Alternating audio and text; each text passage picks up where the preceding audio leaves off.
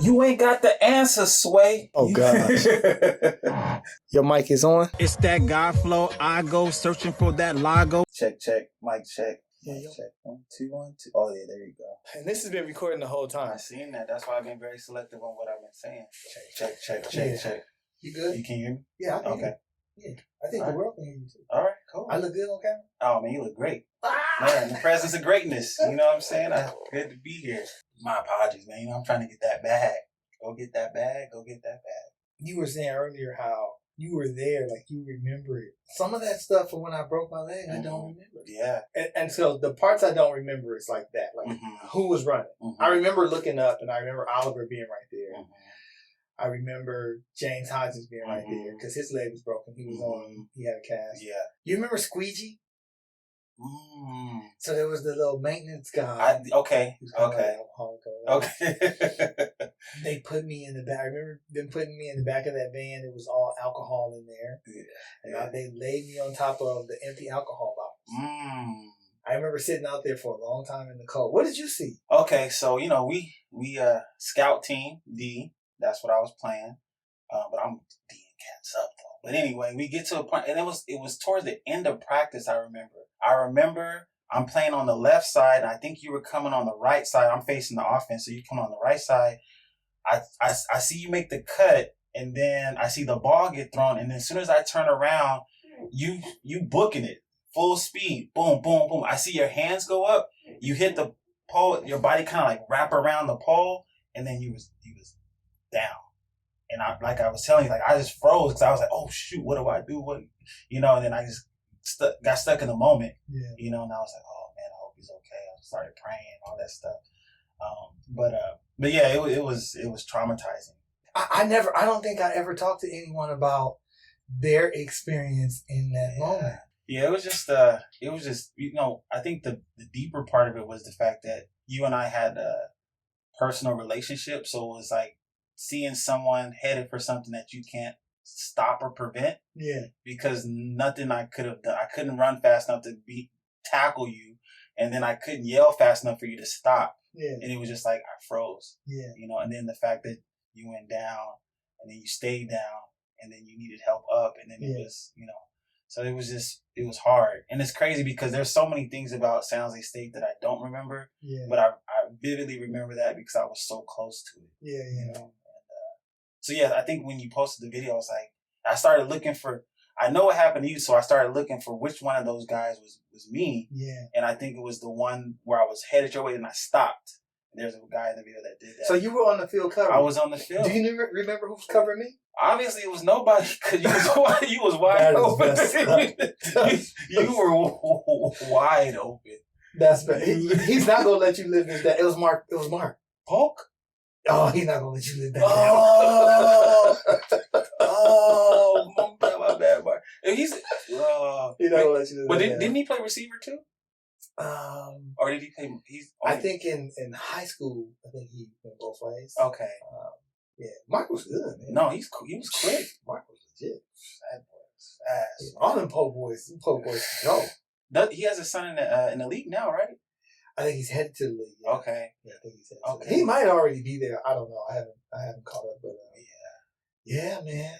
You know what, Rance? On another topic, as I'm sitting here listening to you, you've always been a really genuine person. Like your heart is in every word.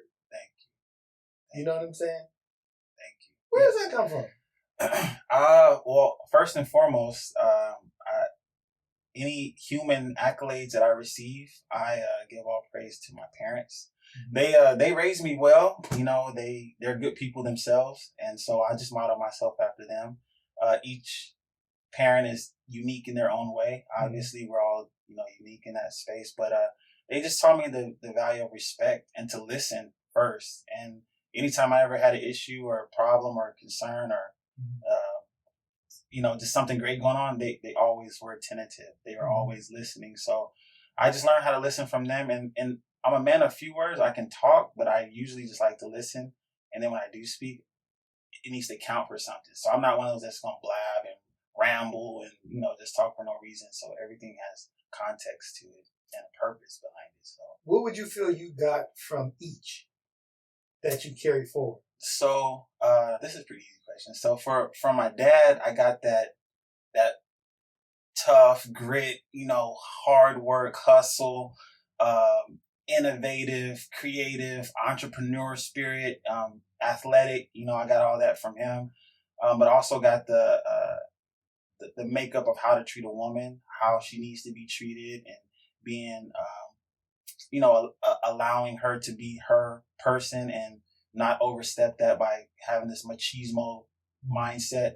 And then for my mom, it was just more of that nurturing, loving, caring, patient, supportive. She's all of those things. So I take no credit for who I am. I'm just the maintenance person. I'm just maintaining what they instilled in me. So and I love them both. You have brothers and sisters? I have a younger sister. Okay. So it's the two of you? Yes. You're the oldest? Yes. What's the age gap?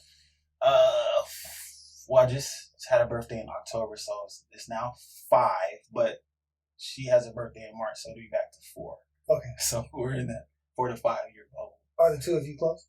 Yes. And it's strange because we grew up close, and then I left for college, so there's a little bit of regret because I felt like I left her. Ooh, speaking of parents, that's my dad, and it bypasses my settings to turn off. So if you answer it, we can. No. It's like a weekly check-in. We check in. Does he know you're out here? No, I haven't told him. Oh, because I'm gonna be back in a couple days. That's not good maintenance. I'm gonna be back in a couple days. That I'm on a business trip, so you know what I'm saying. They ain't got to know all the business all the time. I understand. But with my sister, yeah, I do feel a little bit like I left her in a phase where she needed probably a little more support from someone that was close to her age. So she went through some struggles that I wasn't around because I was pursuing my own thing.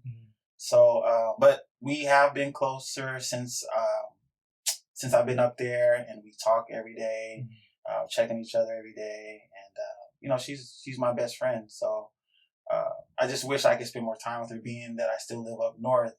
It's hard to connect the dots sometimes, but we do. I mean, technology is great, so there's no reason not to keep in touch, and there's multiple avenues on maintaining, touch with each other. So, Remember when I had them braids? Yeah. My wife, she sees those pictures, she's like, you just look like a thug. The same look is what got her, I was clean cut. She probably would have got you either way, I think. She wasn't giving nobody the time of day. Y'all's connection is too undeniable. Now. I think then too. No, yeah, I think then it was great from our whole beginning to now was, it was very solid. I remember when I went up to her, I was like, hey, I see you all the time. I know we make eye contact and things like that. And, I'm really interested in you. I'm very attracted to you. I think you're really beautiful, and I'd love to get to know you. At the same time, though, if you're not interested, I completely and totally understand. So, I'll give you my number. I have my cards. Yeah. Because I was working in the gym. Yeah. And I was like, and here's my number. I said, if you're interested, give me a call. But if not, no hard feelings. I totally understand. You know what I mean? Yeah. Major respect. She called, and the rest was history. Before we started dating, we would talk. Right. And we would sit in front of the house till like 3 a.m. Just talk every night. But that's if you think about it, that's how a lot of the good relationships start. It's those long conversations without the intimacy, without all the fondling.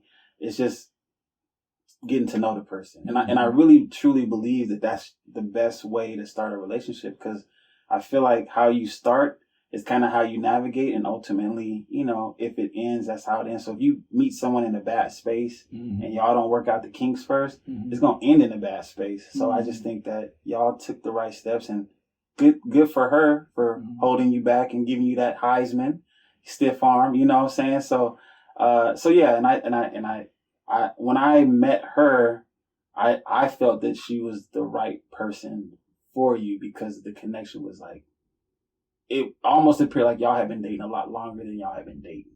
It was maturity, I think is what it was. Yeah. Because I can honestly say I don't think that I had experienced that level of maturity for somebody, even at her age, because there is an age gap there. it ain't huge, but it is an age gap there. And for me though, I had lived so much life, right, fast and furious, and just yeah. And that's not where she comes from. And so I think she was just more grounded in that way. Yeah. Like she was ready to be married. And I was like, not at all. Yeah. No. But she was dead set on what she wanted. Relationships are tricky, man, but I do think that foundation as a friend really goes a long way. Because then, when you start having like little bumps in the road and disagreements, y'all are so used to talking that you just can talk through that too. It might take a little bit more time to get there, but you have that like precedent set, like we're going to talk about stuff. We're going to get through it. We're going to stick it out. And that's the thing too. So many people in our generation run through relationships like, it's hot Cheetos. You know what I'm saying? So I just think that y'all established something early on that was meant to last. And that's why y'all are here today, and some great kids, so hats off to you two, man. We always had this saying that you don't go to bed. We don't go to bed angry. You know what I'm saying? I believe that. We don't go to bed angry. Oh, and then the other thing too was it's communicating compromise. Yeah. Because she's her own person, I'm my own person. One, we can't be yelling at each other and expect to be heard.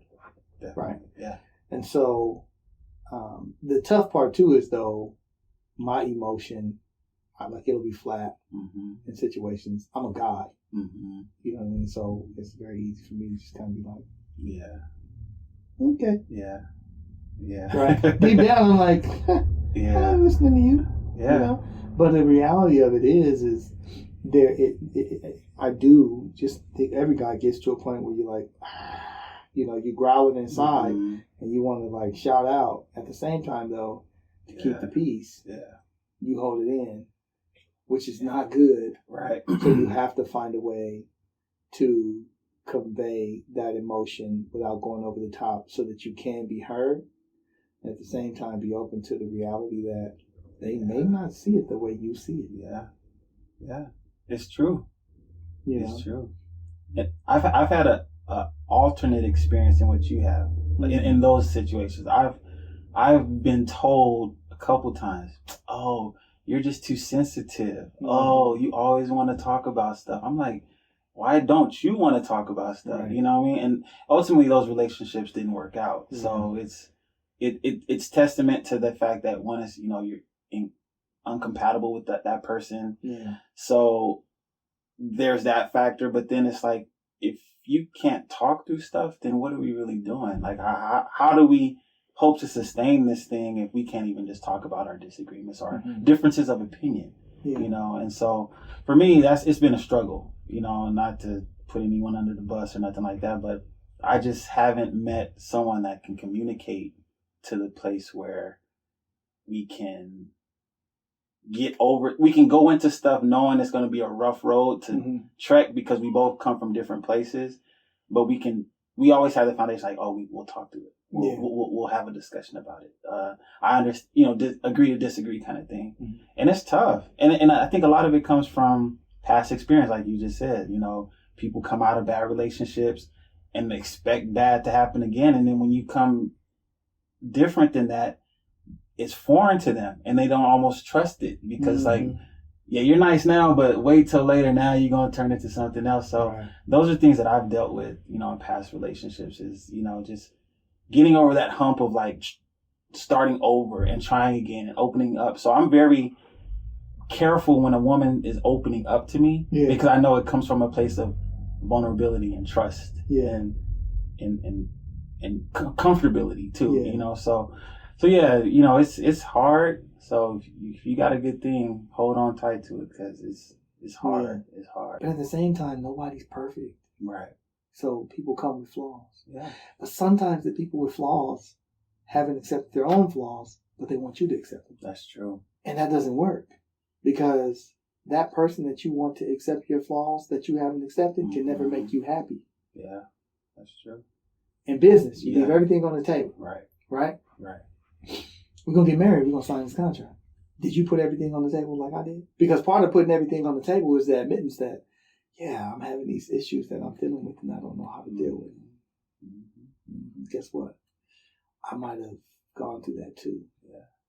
And maybe it's not time to sign this contract. Right. Maybe it's time for us to further communicate. Right. Because through my experiences, I can share my experiences. Right. And you can take that and you can run with it and do something with it. Yeah. And I'll be here to inspire you and motivate you and support you. I can't do it for you though. Right. And if you don't do it for yourself, we ain't never gonna get to this contract. Yeah. Yeah, that's true.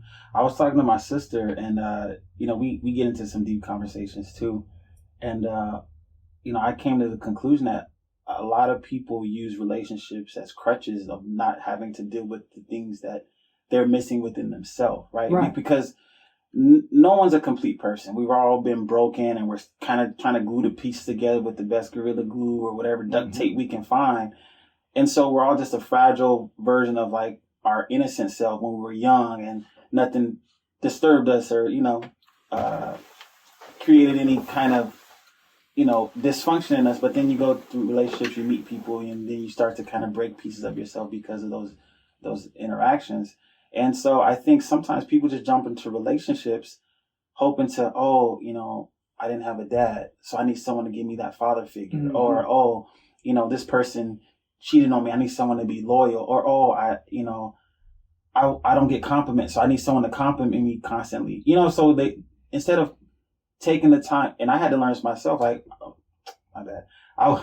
I would go from relationship to relationship, and I had all the pieces at home: mom, dad, family, tight knit, close. So I wasn't lacking in anything. So I had to ask myself, like, why do I need to go from one relationship right away to the next relationship right without healing? Mm-hmm. And then I finally took a step back, like 3 years ago, right when COVID happened, to disassociate from the relationship I was in and actually take time to heal. And now I feel like I'm more of a complete person because I've had that time to, what do I need to do better in relationships? It's not always the other person. What did I do to contribute? Like, and take that time to analyze. Like, maybe it's not just me pointing the finger and blaming everybody else. Maybe there's things that I'm contributing that are disrupting these relationships. And people always say, "Oh, Rance, you're a nice guy. Oh, you're so sweet. You're so kind. You're so loving." And that's great to hear. But if no one's telling you, like, Rance, like, you come across a little condescending or you're a little passive aggressive, then I'm not working on that until I step back and say, I am acting this way. So I think people getting into relationships need to, before they do anything, ask themselves, are you ready to go the distance with this? Because if you're dating with the intentionality to marry or to be with that person, there's a lot of stuff that comes with that you have to compromise, so I just think, in my experience, it's just helpful to take time in between to break and to decompress and to exhale, and if you do that, you're a better person for the next person, right? And then what I won't tolerate, what I can kind of, let slide. And then you're able to gauge better. Because if you're in a traumatic situation and you're moving to the next thing, you haven't really healed, so you don't know what you want. You just know you want different than what you had. Right. Right. So, and I don't think people realize that. I'll just... They're at the buffet. Yeah. I'm not going to take a shower. I'm just put extra cologne on. Right. What I'm saying? That it don't work that way. Right. So you got to fix that past. Exactly. You got to heal. Yeah. Exactly. Yeah. Exactly. Right. Absolutely right. It's so easy to ignore whatever it is that you're going through and sort of put it back or like hide it. But the crazy part is, it's like people can see it. Yeah. Right? Yeah. People can see it. Yeah. You can't hide it. Because I love this. You are the common denominator in every messed up relationship that you are in. Yeah. That you walk away from. Yeah. It's not always the other person. It's not. If it's happening, and what I'm pointing, and of course I don't mean you. Yeah. In general, like, I talk to people and I'm like, come on, like, you were in that relationship, and you're telling me about this one, but you told me about the last 6. Right. And we've had this conversation 6 times. Right. So you're telling me those people were all the exact same? Yeah. The same problems? Yeah. Because it's the same problem, you just told it differently. Right. You worded it differently. Right. On a high level, it's the exact same. If we really dig into the weeds, same problem. Right. So that tells me that you're not dealing with something. Yeah. Right. You have a broken people who give offspring to broken people Mm-hmm. who never learn how to heal from their brokenness. Mm-hmm. And they get into relationships with other broken people Right. who never learn how to heal. Exactly. And so that cycle continues to repeat itself Exactly. versus taking the time and looking in the mirror. The hardest thing you work for is the thing that's lasted the longest in your life. Say that one more time for the people in the nosebleed section. The thing that you work the hardest for is the thing that's lasted the longest in your life. You know what I'm saying? All the nice cars you had, Everything. the athletic career you were building, all that stuff is here dead and gone. But the thing you work the hardest at is the longest thing. You know what I'm saying? Yeah. That's what's crazy. And that's a testament. Hard work does pay off. People want the immediate result. Oh, I'm going to go to the gym for a week and I'm going to get my shirt tight and then I'm going to be cool for this vacation. But don't you want to look good after the vacation? But look, put it in this context. People don't want to work that hard for that relationship though. Mm-hmm. You know what I'm saying? No. They don't want to work hard for that relationship. No. You know? But that is a telltale story about who you are as a person too. Mm-hmm. I agree. You know what I mean? Because what else are you not willing to be disciplined and work hard for? I agree. You know? I agree. Let's examine your life, as a whole. I am on this mission to learn. Mm-hmm. I tell my kids all the time, all I can do is give you insight into the experiences that I've had, and you go and you make your decisions, because at the end of the day, the clock is not going to stop. Right.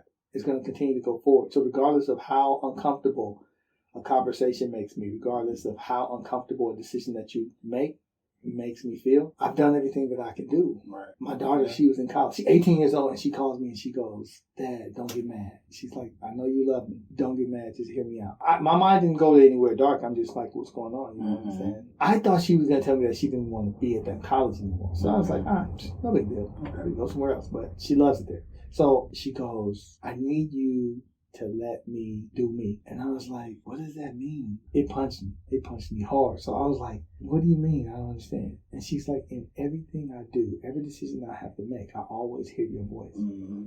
She's like, I hear your voice all the time. Yeah. And she's like, I can't even think for myself. She's like, you're not even here. And I was just like, okay, but I'm a dad.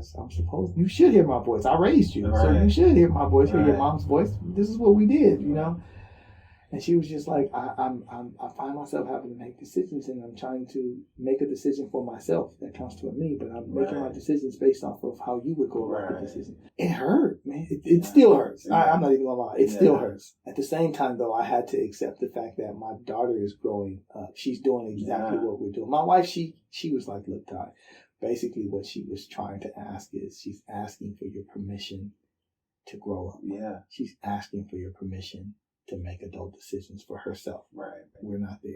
She has to make decisions. For me, though, in my head, I'm like, but I'm always telling her, look, I'm not going to make the decision for you. You go make the decision. Right. I didn't know how to process it. Yeah, I don't have kids, so I don't know how to support you on that. But you can borrow mine. I got that little one in there. Yeah, I like the ones that you can, enjoy and hang out with, have fun and give back. I love those.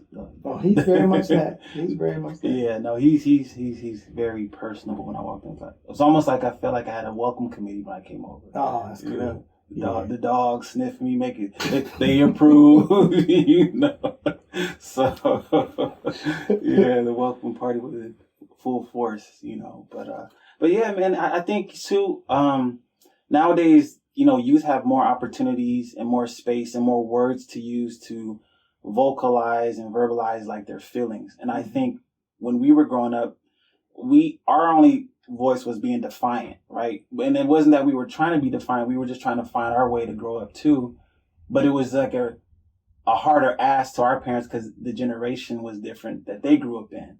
So I think that's amazing that we've got to a point where like kids feel comfortable talking to their parents, like, so intimately, because before, growing up, it would be hard to go, hey dad, can I talk to you about something I'm feeling? Or, hey dad, I want to try out something new. It was almost like you were regimented.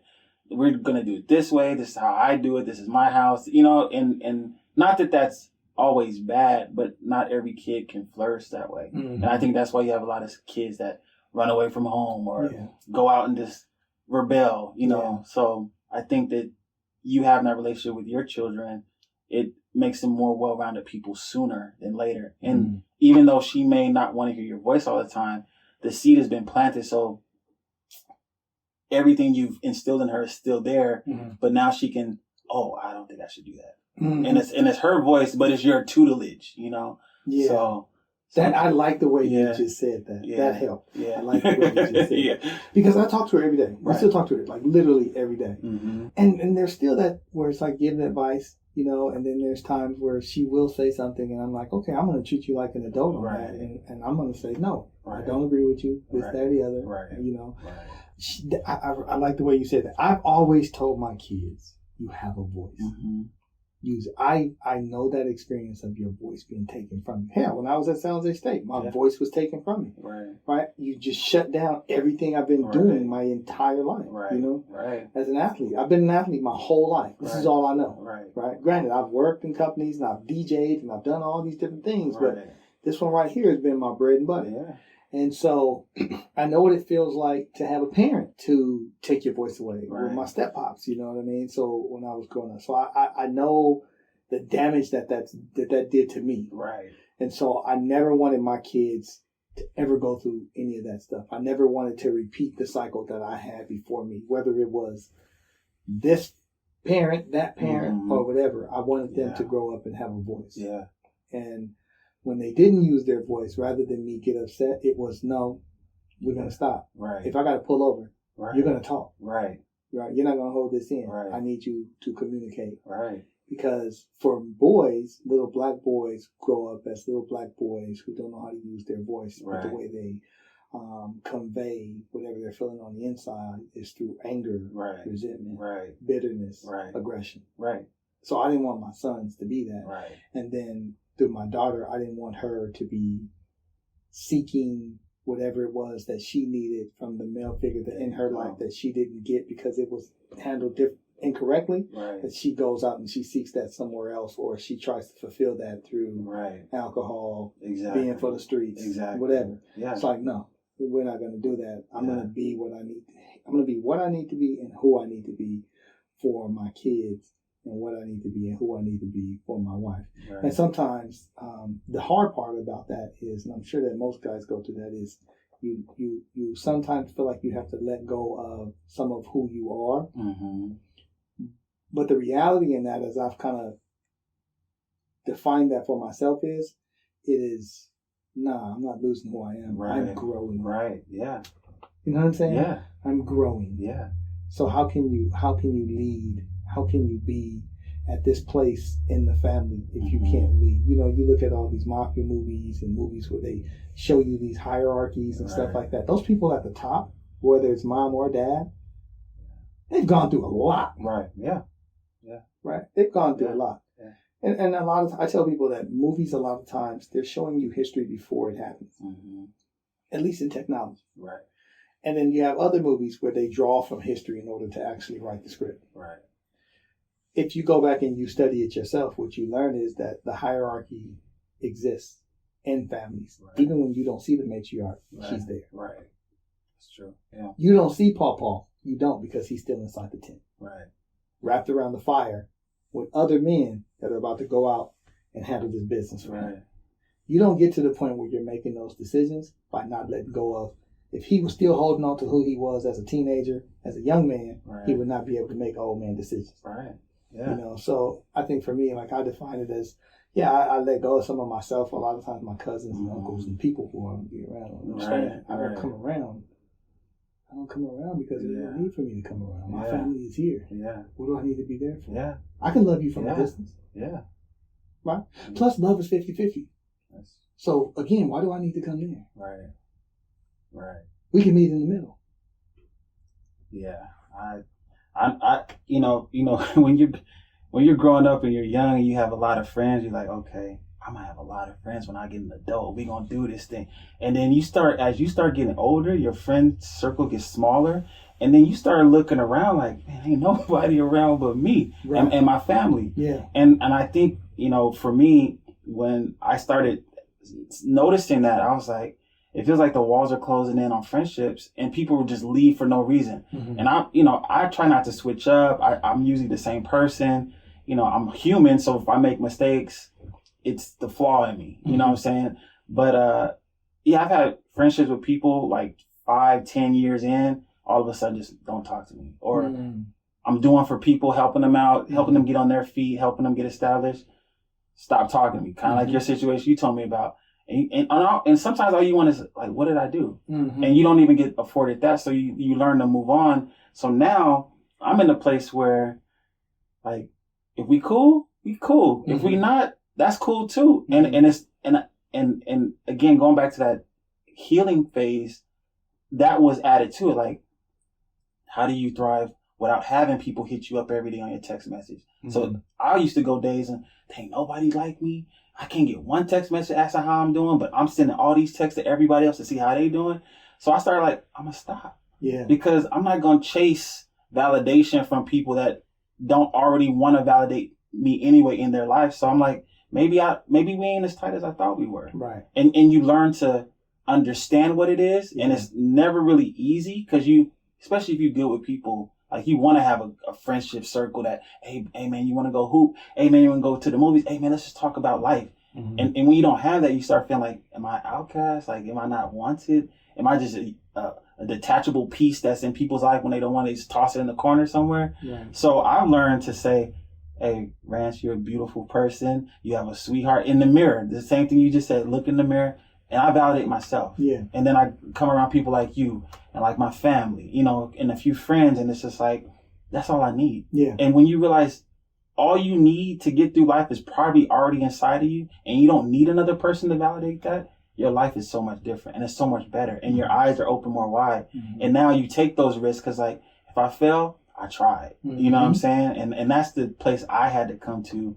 And it took a lot of bumps and bruises and breaks and things like that for me to get there. But once you get there, now you share that information. So I coach, I teach, I do all these things, and I'm constantly talking to the kids like, don't let no one diminish your light. Like, speak up for yourself, advocate for yourself, because it's not going to always be somebody to do it for you. Right. So you got to be your best advocate. Yeah. And I think once you implore that into the kids then they spread that word. It may not hit right away, but then at some point it's going to be like, okay, I remember Coach Rance was telling me to believe in myself or push myself or try something. And I did it and I didn't like it, but I tried it. So I can move on to the next thing. So,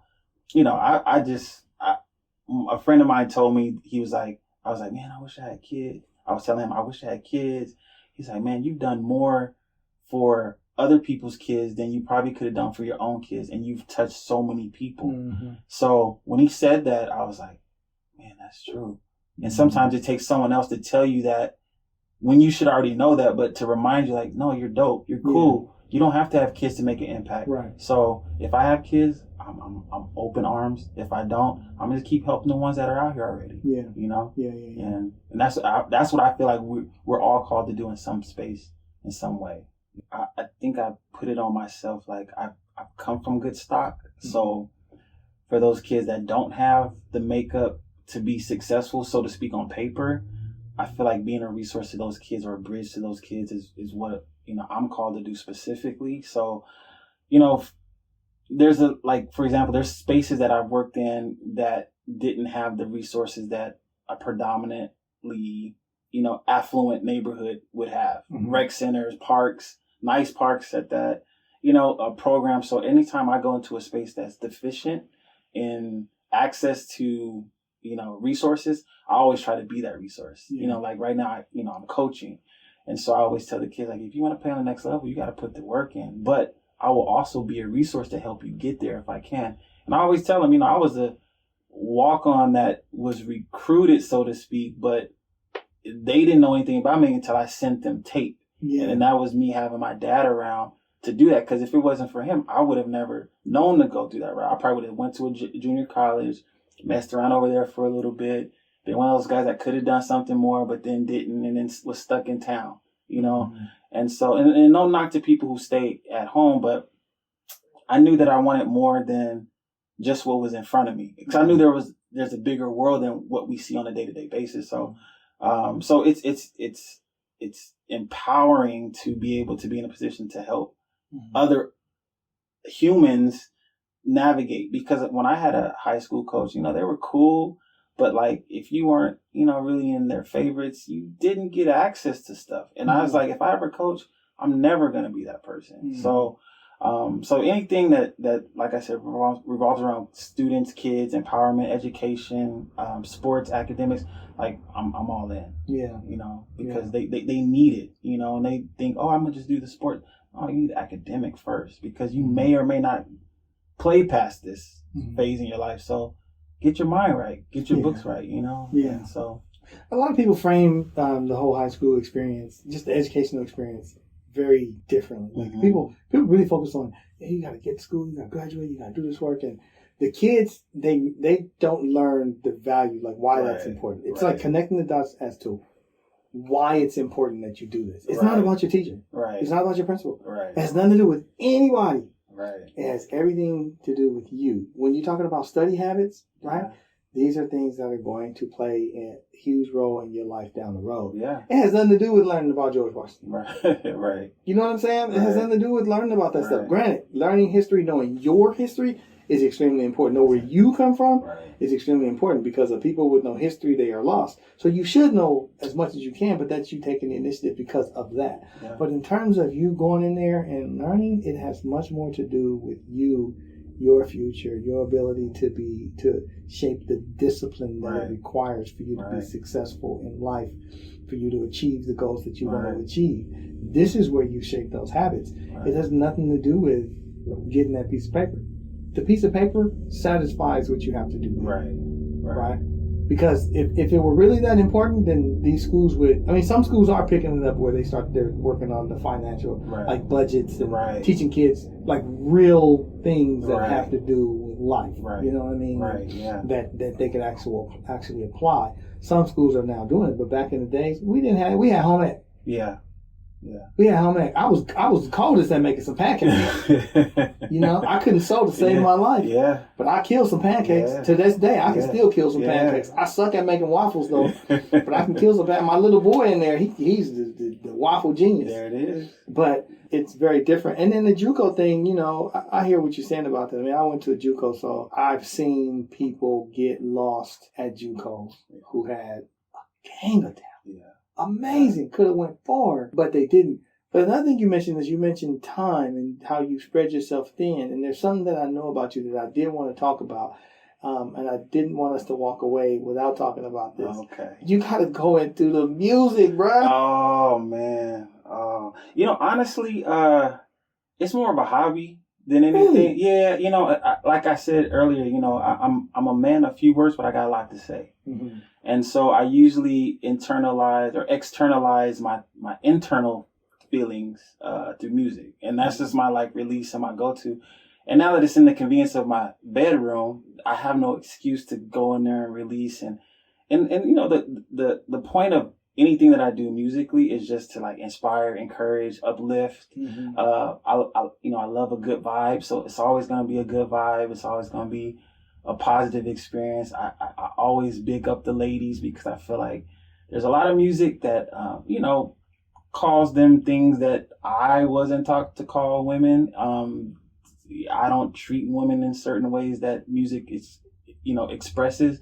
So I want to let people know that there's another side to music that can be uplifting and invigorating and exciting, Mm-hmm. Kind of like that feel-good music, so to speak, yeah. No, you've got some songs that, got a cold vibe to it. They're an old school vibe. Yeah. It takes you to a place where it's a peaceful place, or a time where you can remember, oh yeah, I remember when I was in high school and, I met my crush of my life and I thought that was going to be the one, but it didn't work. And then I met, it's like storytelling kind of thing, Or when you need some me time. What you know about that me time? No more we time. You need some me time. Yeah, man. Yeah. And that's the thing too. When I started doing music or recording music, officially, my intent was always to make music that you didn't have to skip. Yeah. Oh, here comes that part. Fast forward. You don't want to hear those words, and my parents listened to it because again, it goes back to that. they're always around to help me through every phase of life. Yeah. So I wanted them to be included in the music. So when they put on music, they feel good about it. They feel happy. They don't mind playing it. So quick story. So my parents go on cruises every year, right? And so they were telling me this one year they went, I guess they got chummy with the DJ and they put one of my songs on. What? Yeah. And they were like, yeah, everybody was in there dancing because it was like a dance track. Okay. They're like, oh, yeah, we was in there dancing. Everyone was having a good time. I was like, well, first off, where's my royalties? You know what I'm saying? Yeah, that's what I'm saying. That's what I'm saying. But you know, they've always been my biggest supporters. My sister, she's kind of like my manager, so she's always like, hey, you need to do this. You need to put this. You need, you know, she'll send me stuff like, you should do this challenge or whatever. Yeah. So my family is very special to me, and they've always encouraged it. But a lot of the music comes from like failed relationships or like, you know, things that didn't work out and stuff like that. But it's a happy place for me to sit down and record because it's releasing all that stuff that most people hold inside, you know. Yeah. So me time. I'm gonna ask you something because of what you just said. Would you consider yourself high maintenance? I feel like I'm low maintenance. I'm low maintenance, but I have a heightened sense of knowing what I want and what I expect, you know, and I'm willing to like mesh with someone, but I just feel like I'm not going to settle for anything, you know, and that's the thing. Yeah. So in most people, it could be, I think someone called me stuck up once, but I was like, I've never been stuck up. I can't see that. Yeah. Not that I know you. No. And I don't consider you to be like high maintenance or whatever. You know what I mean? I think it's important to have standards. Definitely. I think it's important to have standards. I think it's important not to settle. Yeah. Low maintenance, high standards. Exactly. Exactly.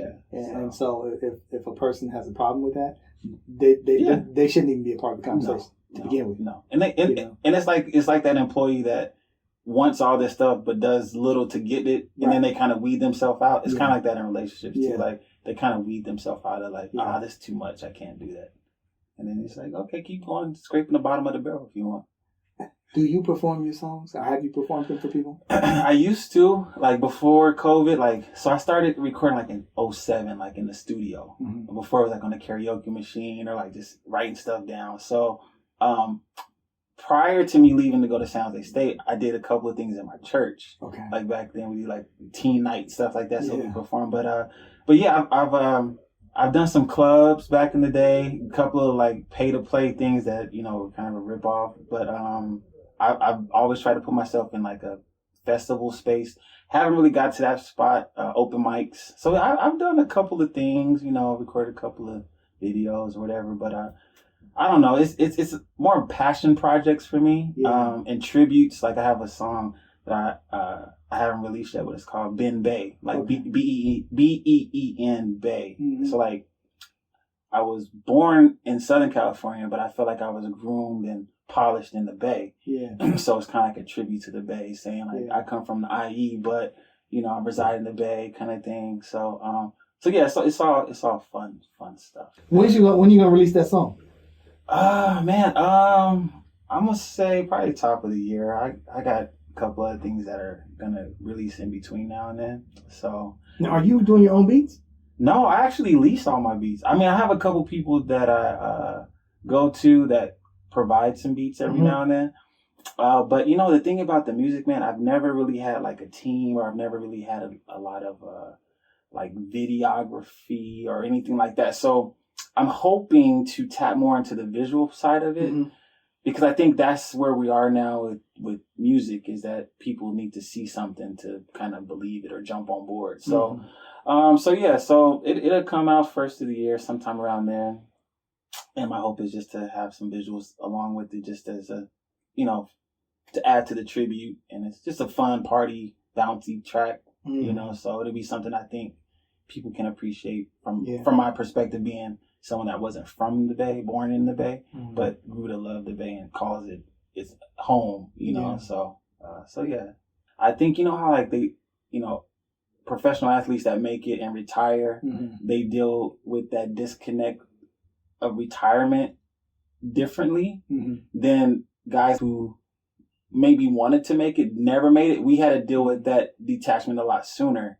So I think we didn't, we didn't make millions and millions of dollars playing in the NFL or anything like that. So once college was done or I quit, which is what happened. Life happened really fast right after that, and I had that same feeling like, man, like I didn't go to San Jose State games ever after that, and it was more like I don't want to reflect on it. I don't want to look at that being like I should be out there. So I had to pull away from it because at that point I was like, football for me is done. You know what I mean? And so like you, how do I get into something that still gives me that satisfaction of like being competitive? So it was coaching, then it was playing in rec leagues, you know, stuff like that to where you still felt that, but it was just on a level where you could like digest it. Not like football for me in a professional sense is over. And how can I stay connected but not be salty about it too? So that's I think that's a big thing for athletes that stop suddenly or stop at their stopping point and that's it. And then you're like, okay, well, life goes on. Like I always tell people, like all the people that are like 6'8", 6'10", 7 foot, they're in the league. But then where do they go after the league? Because I never see a 7 foot person just walking around or at Whole Foods or Trader Joe's bagging groceries. Like where do these people go? So it's like, I think we all have that athletic like situation where like when we're done or when it's over, taken away from us, it's like, what do we do next? And I think that's probably where your hunger comes from. It's like, I'm never letting anything being taken away from me again. So I'm a be in so much stuff. So that way, if this falls off, I still got these other 5 things. Boom, boom, boom. It's exhausting. Yeah, it is. It is. Exhausting. It is. It's so tiring. It is. Yeah. That is extremely exhausting. Yeah. And they're never like little tiny things. No. My wife, she's like, I don't know how you do it. Yeah. I'm like, I don't know how I do it. Yeah. You know. And it takes somebody to say that for you to like, dang, like I am going. Like my dad does that. He came to visit, and every time he look up, I'm heading out the house, practice, coaching, 80, this, the other. He's like, man, I don't know how he does it. My mom's like, I don't know how he does it. And then you're so used to doing it, it doesn't seem as that much to you. But when you take yourself out of the equation and look at yourself, you're like, I don't know how I'm doing it. But you do it. And because it has to get done, you know, and I think that's that athlete in us where when we're disciplined to do something, we give 100%. We don't know how to give 50. We don't know how to give 75. It's like if I'm gonna do this, I'm gonna do it to its maximum extent, and then once I'm done, I'm gonna move on to the next thing and give that 100%. You know, so it's a gift and a curse at the same time. Yeah. But you know, I think we do need to make sure we take time for ourselves to like step back, turn it off, you know, decompress. And I think it'll help us going forward. But I'm with you. I don't want to, I'm getting older, but I don't want to feel like I'm getting older. And I always challenge myself when I'm hooping. Like, I don't care if you're 18, 17, like I'm going to give you the business because I still can give you the business, you know. And then when it's time to bow Gracie, I go play golf or something like that, you know what I'm saying? I bow Gracie all the time. I just go play golf. I go by Diff3rvnce on social media, so it's DIFF, the number 3, RVNCE. All social media is all the same. Diff3rvnce at Gmail if you want to hit me up, if you want to collab, anything like that. It's been a pleasure to reconnect with Ty and be in this space, and I hope you all gained something from our little interaction. And we'll be back for more. This won't be the last time, that's for sure. So it won't be a little interaction this time either. Yeah. Okay, my bad. My bad. You know, sometimes it's the nerve that kick in. So you know, you say things that you probably didn't want to say, but it's not scripted. So it's all the time. But it's a pleasure, and I appreciate you for opening up your space and having this candid conversation. It's been long overdue, that's for sure. This is Rance. What's up, y'all?